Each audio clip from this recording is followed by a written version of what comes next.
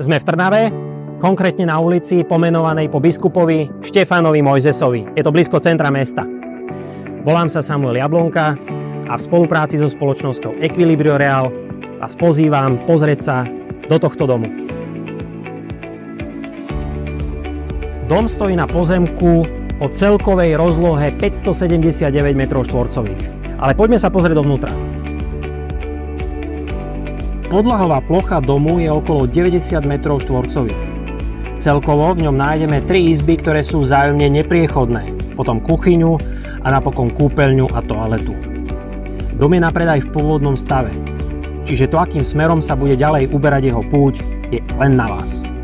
Za domom je k dispozícii veľká záhrada. A to, či ju využijete na relaxovanie, alebo dáte priestor napríklad tomuto viniču, opäť to je len na vás. Obrovskou výhodou tohoto domu je jeho poloha. Obchodné centrum City Park 500 metrov, Kaufland 700 metrov, základná škola 300 metrov. Keby ste chceli navštíviť historické centrum mesta, je vzdialené len 1,5 kilometra. A rekreačná oblasť Kamenný mlyn iba 5 minút jazdy autom. Všetko je odtiaľto blízko. V tomto videu ste nevideli napríklad šopu, skleník, studňu alebo interiér tejto hospodárskej budovy s celkovou rozlohou okolo 30 m2, ktorá obsahuje kôľňu, letnú kuchyňu alebo komoru s pivnicou. Chceli by ste to vidieť? Zavolajte mi.